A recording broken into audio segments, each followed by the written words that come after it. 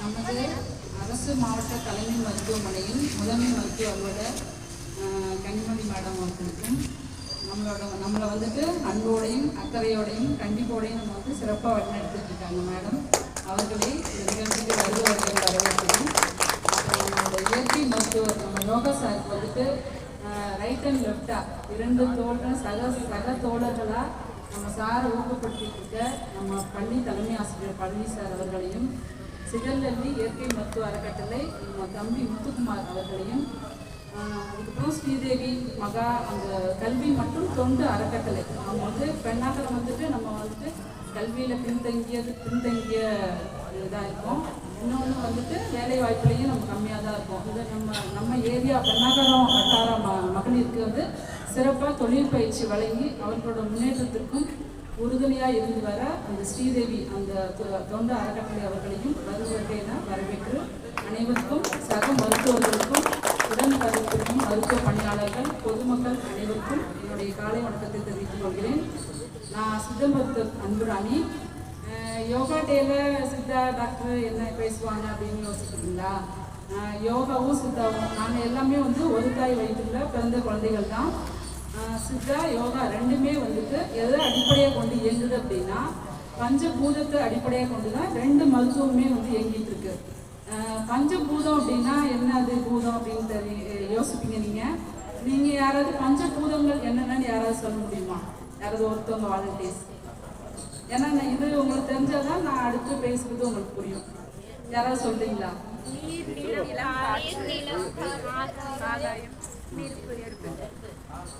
இதுல வந்துட்டு இப்ப சார் வந்துட்டு பஞ்சபூதத்துல வந்துட்டு மண் வந்து ஃபர்ஸ்ட் இருக்கும். மண், நீர், நெருப்பு, காற்று, ஆகாயம். இப்போ நம்ம எல்லாரும் ஃபர்ஸ்ட் உங்களுக்கு எல்லாருக்கும் பலத்த கரவொலி இருக்கலாம். எல்லா மகளிரும் வந்து ரொம்ப ஸ்போர்ட்டிவாக அந்த மட்டரப்பி வந்துட்டு சிறப்பாக, ஏன்னா கேர்ள்ஸ் வந்துட்டு பேஸ்லாம் போட்டுக்கிட்டு பொது இடத்துல நம்ம வந்து ரொம்ப வெப்பப்படுவோம். ஆனால் வந்து அதை ரொம்ப இப்போ ஸ்போர்ட்டிவாக எடுத்துகிட்டு எல்லோரும் போட்டிருக்கீங்க. இது வந்து பஞ்சபூத அடிப்படையை முழுமையே கொண்டு தான் இயற்கை மருத்துவம் வந்து இயங்கிட்டு இருக்கு. அதில் வந்துட்டு ஃபர்ஸ்ட்டு வந்து இப்போ நீங்கள் எல்லாம் அப்ளை பண்ணியிருக்கிறது நம்ம மண்பூதம் சார்ந்த மட்டரப்பி. இது வந்து சாதாரண மண் கிடையாது. இது வந்து மெடிக்கல் ரிலேட்டட் மெடிசினல் ஆக்டிவிட்டி உள்ள இந்த மண். இந்த மண் இது போடும்போது நம்ம என்ன பண்ணோம், சிம்பிளாக சொல்கிறேன், போடும்போது என்ன பண்ணால் ஒரு நமக்கு போட்ட பிறகு ஒரு சில்லுன்னு இருந்துச்சு. அதுக்கப்புறம் ஒரு வறட்சியாக கொஞ்சம் இழுக்கிற மாதிரி இருக்கு இல்லையா? அப்போ என்ன ஆகும் அப்படின்னா சூப்பர்ஃபிஷியலாக உள்ள அந்த பிளட் வெசல்ஸ் வந்து வாசோ கன்ஸ்ட்ரிக்ஷன் நடக்கும். அதனால் டீப்பாக உள்ள பிளட் வெசல்ஸில் வாசோ டைலட்டேஷன் நடக்கும். இப்படி ஆகும்போது என்ன ஆகும்னா உங்களோட எந்த இடத்துல நீங்கள் அப்ளை பண்ணியிருக்கீங்களோ அந்த இடத்துல வந்துட்டு ரத்த ஓட்டம் சரியாகி அதனால அந்த இடத்துல உள்ள என்ன பாதிப்பு இருக்கோ அது எல்லாமே சரியாகும். அது ஸ்கின் ப்ராப்ளமாக இருந்தாலும் சரி, இல்லை உங்களுக்கு பெயின் ரிலேட்டட் எந்த இது இருந்தாலும் இந்த வாசோ டைலட்டேஷன் கன்ஸ்ட்ரக்ஷன் இந்த ஒரு மெக்கானிசம் நடக்கிறதுனால உங்களுக்கு உள்ள அந்த வந்து இது சரியாகும். அடுத்து மண், இது வந்துட்டு மண்ணில் இன்னும் தெரப்பி நிறையா இருக்குது. இது சிம்பிளாக சார் வந்து அவேர்னஸ்க்காக இதை வந்து இன்ட்ரடியூஸ் பண்ணியிருக்காங்க. அதுக்கப்புறம் அவங்க ஹைட்ரோ தெரப்பின்னு சார் பண்ணிட்டு இருப்பாங்க. இப்போ ஹைட்ரோ தெரப்பி அப்படின்னா வந்து நீர் பூதத்தை அடிப்படையாக கொண்டு இயங்குறது. இப்போ நீர் பூதம் அப்படின்னாலே நமக்கு குழந்தைகளும் சரி வயசானவங்களும் சரி ஒரு தண்ணியை பார்த்தாலே நமக்கு எவ்வளோ ஹாப்பியாக இருக்கும்ல.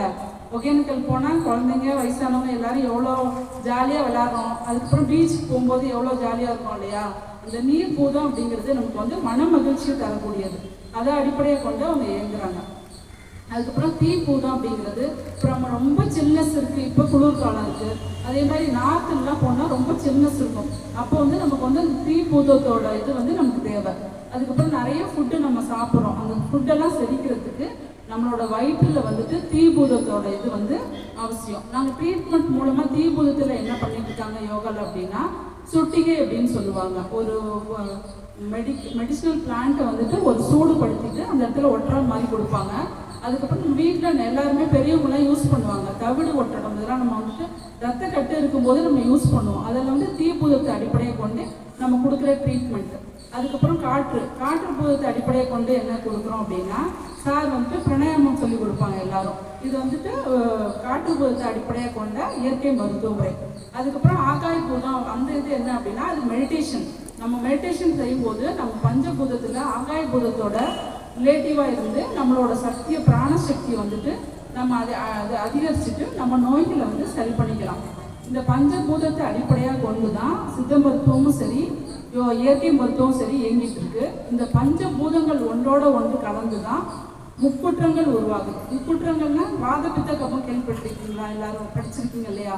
திருவள்ளுவர் கூட சொல்லியிருக்காங்க, மிகினும் குறையினும் நோய் செய்யும் வழிமுதலால் எண்ணிய 3. இந்த வாதம் பித்தம் கபம் அப்படிங்கிறது இந்த பஞ்சபூதத்தில் எது சேர்ந்து உருவாகுது அப்படின்னா, வாதங்கிறது வலி பிளஸ் வெளி, வலிங்கிறது காற்று, வெளிங்கிறது ஆகாயம், 2 பூதம் சேர்ந்து வாதம் உண்டாகுது. பித்தங்கிறது தீக்கூறு, தீ மட்டும் தனியாக சேர்ந்துதான்.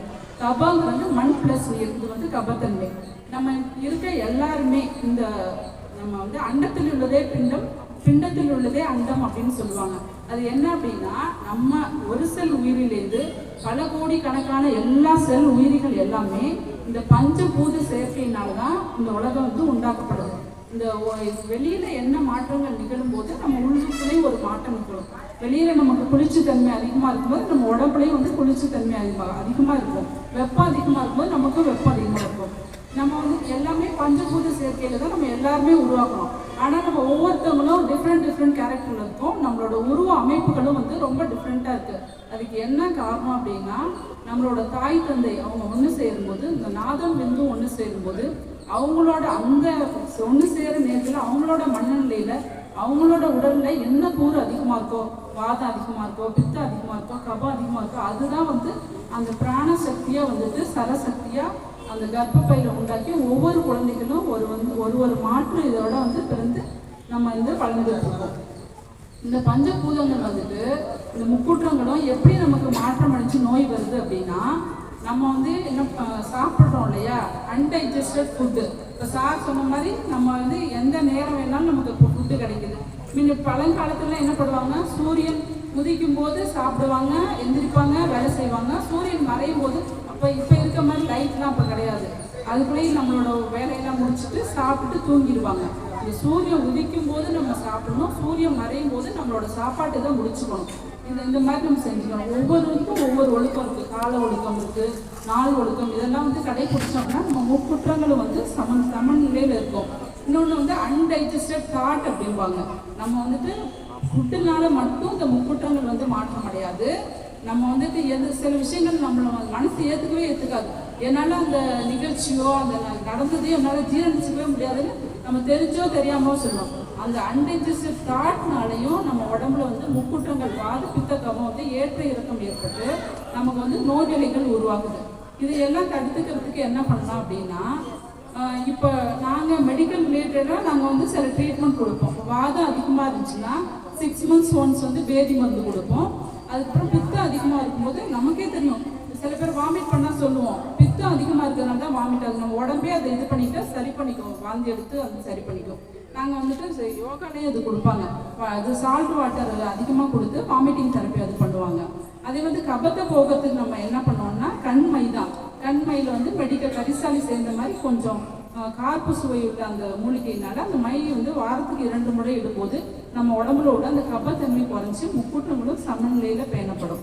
இந்த மாதிரி நம்ம இதில் ட்ரீட்மெண்ட் மூலமாக நாங்கள் வந்து மருத்துவ முறைகளை இதை செஞ்சுட்ருக்கோம். இப்போ நீங்கள் பொதுமக்கள் வந்துட்டு இந்த வாதப்பித்த கபத்தை சமநிலையில் வச்சுக்கிறதுக்கு என்ன பண்ணலாம் அப்படின்னா, ஒன்றுமே செய்ய வேண்டாம். உங்கள் உடம்பு என்ன சொல்லுது, இந்த நம்மளோட சுற்றி இருக்க அந்த பிரபஞ்சம் என்ன சொல்லுது, அதை கொஞ்சமாக மெதுவாக கவனிச்சாலே வந்து அந்த முக்கூட்டத்தை நீங்கள் சரி பண்ணிக்கலாம்.